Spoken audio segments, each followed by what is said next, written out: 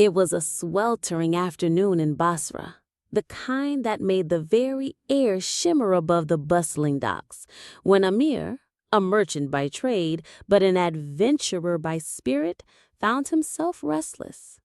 His warehouses overflowed with silks from Cathay and spices from the Indies. His coffers were full, yet a gnawing emptiness persisted. The tales of his grandfather, a man who had sailed beyond the known maps, echoed in his mind. Stories of monstrous birds, islands of gems, and cities lost beneath the waves. The familiar rhythm of the port, once a comfort, now felt like a cage. His current situation, a life of predictable commerce, was a gilded prison. He longed for the salty spray on his face, the thrill of the unknown horizon, and the challenge that only the untamed sea could offer. It was this yearning that led him to the city's ancient archives, a dusty labyrinth where scholars pored over forgotten scrolls. There, tucked away amongst treatises on astronomy and forgotten histories, he stumbled upon a faded parchment. It spoke of Eldoria, the sunken city of whispers, a fabled metropolis swallowed by the sea millennia ago, rumored to hold not gold or jewels, but the heart of the ocean, a relic said to grant unimaginable insight and wisdom to its beholder. The parchment, half charred, detailed a cryptic constellation that would appear only once a century, pointing the way to Eldoria's hidden entrance. The quest for Eldoria consumed Amir. He sold off a portion of his fleet, retaining only his swiftest dhow, the sea serpent, and meticulously provisioned it. He gathered a diverse crew. Omar, his grizzled first mate, whose weathered face held the secrets of 100 storms. Layla, a quick-witted navigator whose knowledge of stars rivaled any astronomer, and a handful of loyal sailors, their eyes reflecting a shared hunger for adventure. The city buzzed with rumors of his undertaking, some calling him mad, others hailing him as a true son of the sea. Weeks turned into months as the sea serpent cut through sapphire waters, guided by Layla's expert navigation and Amir's unwavering resolve. Their journey was not without its trials. They weathered tempests that threatened to tear their vessel asunder, navigated treacherous currents that pulled at the very fabric of their ship, and encountered monstrous leviathans that surfaced from the abyssal depths, their eyes like glowing embers in the darkness. But Amir, drawing upon his years of experience and his grandfather's stories, always found a way through, his calm leadership a beacon for his crew. One moonless night, as the constellation described in the parchment finally emerged, a shimmering tapestry of starlight against the inky blackness, Lila's finger traced a path across their charts. "There!" she exclaimed, her voice hushed with awe. "The confluence of the stars. It points to the serpent's maw." The serpent's maw was a legendary maelstrom, a swirling vortex of water whispered to devour ships whole. Fear gripped the crew, but Amir, remembering the parchment's words about Eldoria being swallowed by the sea, understood. "It is not destruction," he declared, his voice ringing with conviction, "but a gateway." With a mixture of trepidation and courage, they steered the sea serpent towards the churning maw. The current seized them, pulling them down with terrifying speed. The roar of the water was deafening, the spray blinding.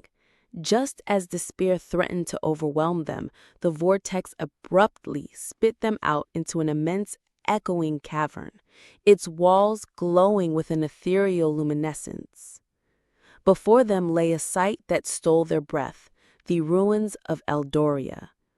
Ancient structures, encrusted with coral and shimmering with bioluminescent algae, rose from the cavern floor, their architecture unlike anything known to man. Statues of forgotten deities stared out with sightless eyes, their forms half devoured by time and the ocean. As they explored the silent, majestic ruins, a new challenge emerged. The heart of the ocean was said to be protected by the guardians of the deep, beings of pure light and sound. And as if on cue, the cavern began to resonate with a low, humming frequency. From the shimmering depths, two colossal, ethereal jellyfish, each the size of their ship, drifted towards them. Their tentacles, crackling with energy, illuminated the cavern with an otherworldly glow. Omar instinctively drew his cutlass, but Amir held up a hand. "These are not creatures of flesh and blood, Omar," he whispered, remembering another faded inscription on the parchment that spoke of Eldoria's protectors responding to intent rather than force. "They are guardians of wisdom, not aggression." He remembered a lullaby his mother sang to him as a child, a melody of peace and harmony. Taking a deep breath, Amir began to sing, his voice echoing through the vast chamber. It was a simple, heartfelt tune, a plea for understanding. To his astonishment, the humming of the guardians lessened, and their luminous forms seemed to coalesce, their tentacles gently swaying. One of them extended a shimmering tendril towards him, not in threat, but an invitation. Hesitantly, Amir reached out, and as his fingers brushed the ethereal light, a torrent of images flooded his mind. Ancient knowledge, the birth of stars, the interconnectedness of all life. It was overwhelming, yet profoundly peaceful. He saw not a treasure of gold, but a treasure of truth. The second encounter was with a riddle keeper. Deep within the heart of Eldoria, in a chamber where the very air hummed with ancient magic, they found a glowing pedestal. Upon it rested the heart of the ocean, a pulsating crystalline orb. But guarding it was not a monstrous beast, but a shimmering illusion of a wise, ancient mariner. "To claim the heart," the illusion spoke, its voice a gentle echo. "You must answer 3 riddles, Amir of Basra. Fail, and Eldoria will claim your spirit as it claimed its own."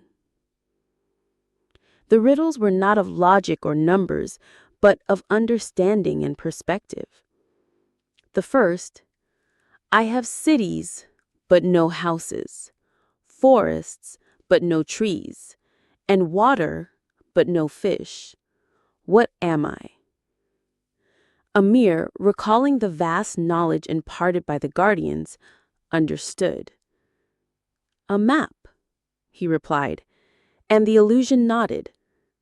The second: "I speak without a mouth, and hear without ears. I have no body, but I come alive with wind. What am I?" This one took longer, his mind sifting through the sensations he'd experienced in Eldoria. "An echo?" he ventured, and the illusion's eyes seemed to gleam. The final riddle was the most challenging. What is always coming, but never arrives? Amir paused, considering his own journey, the constant pull of the horizon, the endless pursuit of knowledge. He looked at Lila, whose sharp mind had navigated them through impossible currents, and Omar, whose unwavering loyalty had been his anchor. He looked at the heart of the ocean, not as an end, but a beginning. "The future," Amir said, a profound realization dawning on him. "It is always coming, always a promise, but it never truly arrives, for it becomes the present."